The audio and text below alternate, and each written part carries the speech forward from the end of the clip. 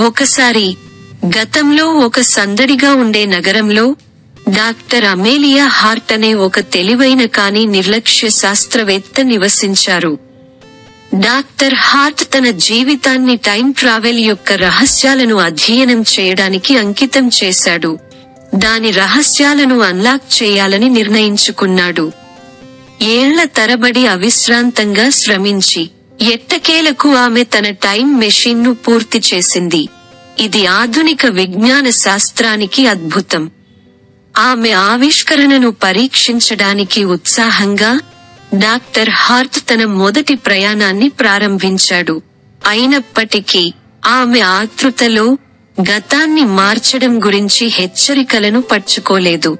ఆమె 1920వ సంవత్సరంలో గర్జిస్తున్న 20ల సంవత్సరాలను ప్రత్యక్షంగా గమనించాలని భావించింది. డాక్టర్ హార్ట్ గతంలోని శక్తివంతమైన వీధులను అన్వేషించినప్పుడు ఆమె జోక్యం చేసుకోవాలనే ప్రలోభాన్ని అడ్డుకోలేకపోయింది. కష్టపడుతున్న జాక్ అనే కళాకారుడిని గుర్తించిన ఆమె అతని పెయింటింగ్లలో ఒకదానిని కొనుగోలు చేయడానికి ముందుకు వచ్చింది.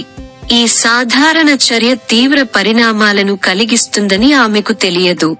తన స్వంత సమయానికి తిరిగి వచ్చిన డాక్టర్ హార్ట్ తన చర్యలు చరిత్ర గతిని మార్చేశాయని తెలుసుకుని భయపడ్డాడు. జాక్ ఆమె కొనుగోలు నుండి ప్రేరణ పొందింది.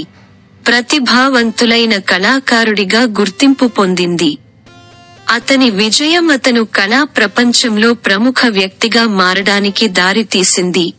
రాబోయే దశాబ్దాలుగా సాంస్కృతిక ప్రకృతి దృశ్యాన్ని రూపొందించింది.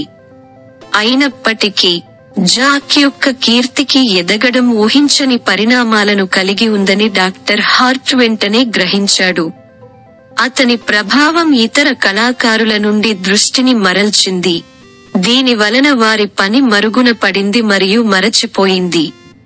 అలల ప్రభావం చరిత్ర అంతటా వ్యాపించింది. కళ మరియు సంస్కృతి యొక్క పదాన్ని లోతైన మార్గాల్లో మారుస్తుంది.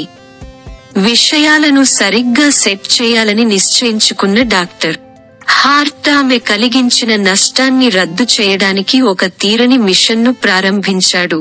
కాలానికి వ్యతిరేకంగా పరుగెత్తుతూ ఆమె 1920కి తిరిగి ప్రయాణించింది.